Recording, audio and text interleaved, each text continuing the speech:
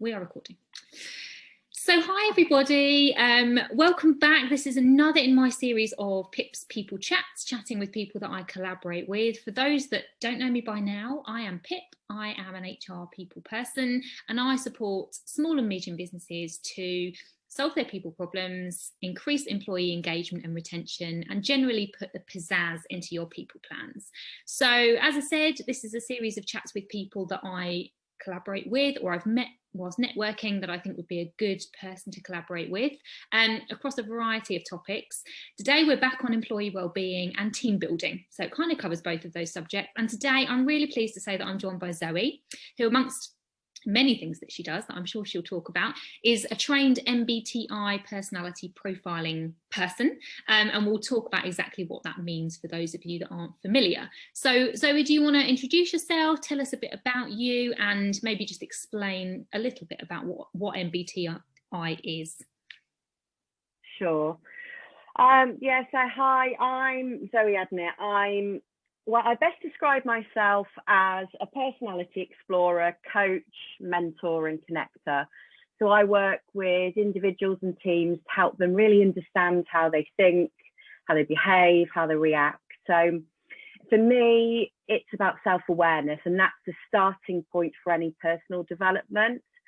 So if you want to improve performance, whether that's as individuals or teams or leaders, we've got to know who we are and why we act the way we do, for starters. So as you say, I'm a massive fan of Myers-Briggs type indicator, which I know you are too. And I'm actually a certified Myers-Briggs practitioner, as well as an ILM qualified coach and mentor. And I realized quite early on in my coaching business that I felt the need for this kind of deeper self-awareness piece around personality, and that's why I decided to become an MBTI practitioner, and that's now pretty much foundational in all of the coaching I do. Yeah, it's a great starting point. I've used it quite a bit in my HR career. I was sort of introduced to it by one of my employers a long time ago, probably 10, 12 years ago now. And, you know, there's various different models of it, but MBTI is probably the original and maybe the best. And it's certainly where I started. And a bit like you, a lot of the conversations I end up having with businesses are around how can we communicate better? How can we build better relationships with our teams? And that does all come back to understanding, number one, who you are, but number two, who you've got in your team. And I think once you start to have that self-awareness and that understanding of what you're doing and how that might impact other people, and equally how what other people are doing might impact you, it kind of opens up this language, doesn't it? And this understanding of, okay, that might be why that's happening. It's not just they're really frustrating me, actually there might be a reason. Okay, yeah. So I'm really anticipating that this sort of hybrid and flexible working environment that we're all seeing is the trend for the future. So it's going to be even more important for employers to bring people together for team activities more often if people aren't going to be seeing each other as much. So how can what you do with MBTI kind of fit into team building activities? What sort of thing can you run for employers that will help? Well, I think that's the beauty with MBTI. There's so many options. And I think, you know, it can be anything from small bite-sized kind of hourly workshops with teams to, you know, ongoing larger kind of half-day, you know, day workshops. But I mean, you mentioned then about this common language, and that is definitely it for me. I think often in organisations, and like you say, particularly now, we've got this hybrid work and all sorts kind of looming. Companies look at doing kind of team building days and events and stuff, but often you do those, and then at the end of the day, it's kind of like put down to a nice day, and lovely day, and everything else. But that's kind of it. And you know, there's lots of different things you can do, and I think they are very effective for building relationships and what have you. But I think with MBTI, it takes it to a different level, because once you've actually all gone through the process and you start understanding who you are and you start understanding, and you know, it takes a while to kind of think and take on board, and then you can start thinking about other people. And there's so many kind of tools and resources you can use that then it's about embedding that in the business as a language, so everybody's speaking the same language. Yeah, I think that's where the power comes, isn't it? If you take it away and you choose to do more with it. That's definitely how I've had it embedded in organizations that I've been employed in. Is you go on the sort of day when you learn about yourself, and it's all, you know, we all sort of enjoy finding out about ourselves, and there's a bit of joking and, oh, you're like that, oh, you, all of that kind of thing. But actually the values then come. I think I said to you when we had a one-to-one that in the business, when I got introduced to it, we all would quite openly share our profiles. You can read a summary of, you know, what people are like as a general overview. And I would actually prepare for meetings by kind of understanding who I was going to meet. I'd have a quick look at their MBTI profile and go, okay, so they're an introvert, so I'm not, I'm an extrovert. Shocker. You know, they're not going to want me coming in with my loud talking at them for 15 minutes. You know, it might be good if I kind of moderate my style a little bit, because that might actually help us get more out of the meeting. And just those intricacies of just understanding, if I just wind down that about myself a little bit, it enables them to kind of step into that space and maybe push their extroversion up a little bit. And I'm not going to overwhelm them. And it really helps to kind of oil the wheels and make that communication so much easier. So yeah, that's how it's always worked for me. It's been a much broader sense of embedding it into the culture and the communication of how we do things around here. And I think it's as wide as, you know, once you start speaking that language in your teams and understanding other people, then it's as far as clients and customers and suppliers and things as well, you know, family. We've talked about it before, haven't we? You know, personal relationships. I mean, it just kind of opens your mind. But, you know, even for the likes of kind of sales teams and things, actually thinking about the profile of their customer and the personality and how you behave or how you go in to present certain things to them, or in fact who they're selling to, you know, it's so expansive. You know, you can go on forever with this. So the benefits aren't just, it's a team building activity, isn't that nice, we all go home. The benefits are actually we do a team build because it can form a team building activity with a purpose, but actually then it lives on. And I think it's almost the obligation and responsibility sort of passes to the employer and the attendees to kind of keep that going then. And I'm assuming how I've worked in the past is that you can almost come back and do kind of follow-up activities. So you might do an activity where we all understand who we are. That's step one. But I've done things like activities with leadership teams where we say, you know, what's our leadership profile like? You know, where might we be lacking some, if we've got a room full of extroverts, you know, actually who's going to be that introvert who really listens and reflects and almost presents back what the room is thinking. And or if we're all J's, we're heavily structured, you know, actually a bit of spontaneity is quite nice sometimes. If we're all heavily structured, it sometimes gets in the way of getting things done because we're so stuck in our process driven minds. So it helps you understand where your strengths and weaknesses are as a group profile. And that's been really useful from a leadership perspective. I think it's like kind of identifying those strengths, but then also what the blind spots are within that leadership team, isn't it? And it can go on to things like, you know, almost, you know, it touches on well-being, which is obviously, you know, very key at the moment. Stress, you know, understanding your stress triggers, when it's gone too far, and as we call it, you're in the grip. You know, there's all kinds of things you can go off and kind of develop, you know, whether it's communication challenges, or stress triggers, or, you know, some kind of conflict in the workplace. There's all sorts of kind of ongoing development you can continue to do. You know, once you've got that kind of initial assessment and everybody knows who they are and they've started to understand, and so it can, you know, then like a series of events that you run. If you're going to have, let's say, quarterly team events in this hybrid world, which might be sensible as a place to start, or at least twice yearly, I'd be advising.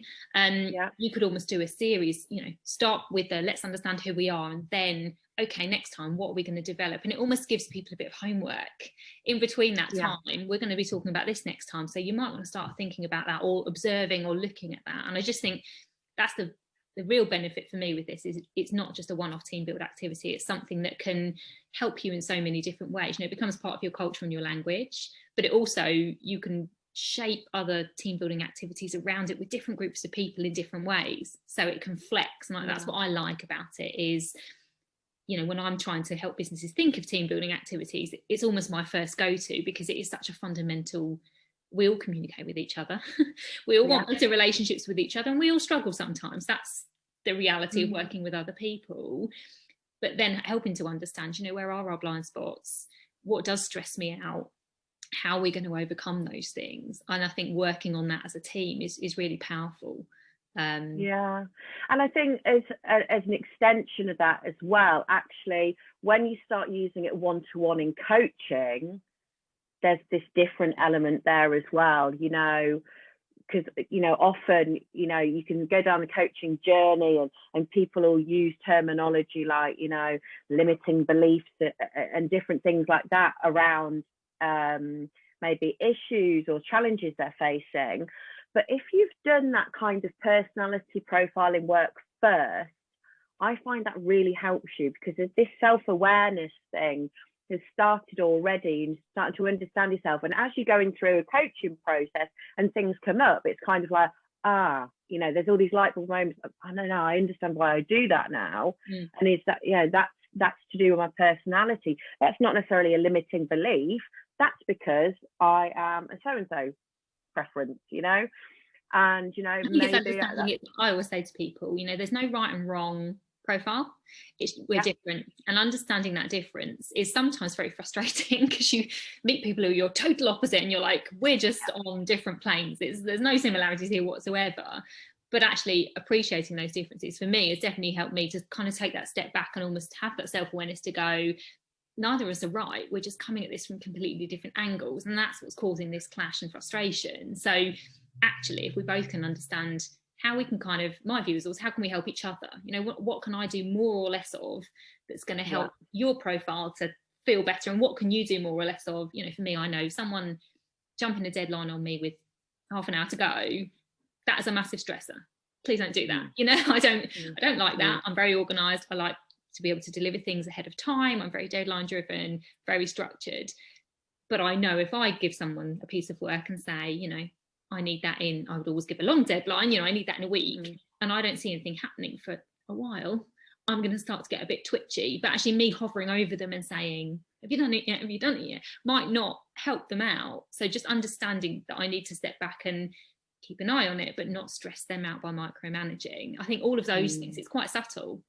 But once you start understanding, actually, this does really work and it helps, or having a conversation with someone and saying, you know, what works for you? Well, this is how I work, but it's not right. It works for me, but it's not right, you know, and how do you work, and what can I do? But particularly if you're a manager, you know, what can I do for you that's going to help you to be successful, and help our relationship to be successful? Because we talk about, I don't like a manager who micromanages me. Well, that's kind of explaining somebody that's maybe they're a J and you're not, or you're a less strong J maybe.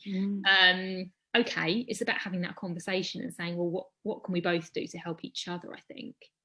Yeah, exactly. I love it. I think the more and more I've done it, the more and more I've found ways to apply it to different areas of my life. Like I said, I've used it in my personal life. I've used it with friends who've rung up for a bit of advice if they're struggling at work, and they just say, you work in HR, you can help me. And I'm like, okay. And I just start them to help to understand this, you know, maybe what's getting in the way is the difference, rather than creating a sort of victim and perpetrator mentality. Actually just understanding you're coming from different perspectives is sometimes a really powerful way to break through some of that relationship stuff, because we create these versions of ourselves, don't we? Yeah, and I think people do put things like Myers-Briggs in a box, that it's just a work thing, or it's just a corporate thing, not a self-employed thing, or you know, it's only a team thing. But actually, you know, when you think about relationships and family relationships, you know, once you've got this kind of understanding, I mean, it helps with so much that, you know, you can actually, you know, sit back and kind of think, I can physically feel myself going, right, hold on, what's happening here? Because if something's not working, I immediately go into sort of analysis mode, right, what's going on here? Because something's not quite working, and it's either to do with the way that I'm putting something across, or it's to do with the way I'm receiving it. So I just need to kind of sit back and understand that. So, and I think having that reflection and that reflectiveness about yourself it stops that sort of impetuous response to things, doesn't it? And you go, Yeah. I'm just going to count to 10 and think about what's going on here. And I think that can really help relationships as well. I think where people struggle is where people respond in the heat of the moment and then it falls apart a little bit. And sometimes just stepping back and going, okay, what are we dealing with here? And why might this not be working? And inevitably it tends to come back to communication, which is kind of at the root of how are we all built and driven and what are our preferences. And I sort of link it all back to that. So I tend to use it in more of a communication way as well. You know, how are you presenting it? I think, I mean, really, it's kind of like this development also of emotional intelligence. It's a favourite topic of mine, you know, and how we have kind of changed over the last couple of decades in terms of concentrating on people's IQ. But, you know, we're now looking at the softer skills and their emotional intelligence. This is a great one for developing emotional intelligence as well. You know, for yourself. It's so important for managers and leaders to have that emotional intelligence. I think if you can, the people that do that well understand people, and that is the key to managing and leading people, is understanding those differences. You can't just go, this is my management style and here's what I'm doing. The people that can flex it and tweak it and figure out who they've got and understand the need to do that, I think those are the people that will be really successful, particularly as we, you know, now more than ever. We can't see people in the room. It is harder. It requires a slightly different skill set. And I think tapping into what people feel and what their preferences are is really important. Okay, cool. Well, thank you. That's been really good to understand more. Have you got any kind of offers or particular services that you want to talk about that you offer? Well, like I say, you know, a lot of my work is very individual, depending on the specific needs of the business or the person. So, you know, because I work with either businesses, you know, in terms of one-to-one or with teams, but I also work with, you know, small businesses as well, and even independent people who, you know, maybe, you know, because we are going through this change and we've all had this kind of 13 months now, we're kind of reassessing and taking stock, you know. I also work with executives that are in roles, but they've actually started rethinking about, you know, like career coaching, because Myers-Briggs is great with careers coaching as well. So, you know, really, I would just say, if you're looking for something that's a bit more than a fun day or half a day team building, you know, if you're serious about moving forward with the engagement of your team and working out how you are actually going to connect with the teams in future and really, you know, work the most effectively, then this is the kind of tool you should be thinking about using and embedding in the business. But yeah, so in terms of offers, it's really very much dedicated. You know, it can be as simple as starting off by, you know, having the one-off assessments and then having either group feedback or one-to-one feedback sessions. And I've been doing those online the whole of lockdown. You know, they don't have to be face-to-face. They can be face-to-face or online. They both work effectively. And presumably you can help if people say, you know, my clients will often say to me, we'd like to do a couple of hours or a half-day team building activity. Over to you, Pip. And I mean, I'm not a training provider, so a lot of the time that's when I come to my suppliers and say, got a client who wants this, can you help us? I often know what they're wanting to get out of it or what they might want to focus on or what the business aim is, but then maybe you can help come up with ideas and design something. Is that something you can help with? Yeah, I mean, that's the beauty of Myers-Briggs, to be honest, because we have so many kind of packages that we can pull off the shelf for different things, you know, in your business, different challenges. So that is the beauty of it, you know. And I think that's what a lot of people do, isn't it? They kind of go, we want to do something, but we just don't quite know what we need to do and what would have more of a benefit than just going bowling or whatever it is. So that's great. You know, going bowling is really good as a team building activity, but it doesn't live on in the way that something like this would as part of your culture. So that's good to know that you can be the ideas person as well, because that's often I sort of roughly know what they're aiming at, but I don't know physically what the activities would be, and so it's good to kind of work together to and that's absolutely my MBTI type as well, creative ideas person. So perfect. Okay, good. Yeah, we should probably say what MBTI profiles we are, shouldn't we? What are you? Oh, should we disclose? I don't know. I'm so used to just going on this because I'm I'm an ENFP. ENTP. And what are you? We're close. I'm an ESFJ. And people that aren't familiar with MBTI, you won't have a clue what we're talking about. If you put those initials into Google, you'll probably get a little summary of what that means. Description. There are 16 types, aren't there? And I saw you posted this morning. You can get all sorts of ways that's overlaid. So the other day you did what dance are you according to your profile. So you've done what tea. I think I'm a Lady Grey, which I'm quite happy with. That speaks to me. I'm okay with that. A little bit different. I was a fruit tea. Oh, fruity, very nice. Good. Well, okay, just tell us how people can find you. I'll obviously tag you when I post the video, but where can people find you? Sure.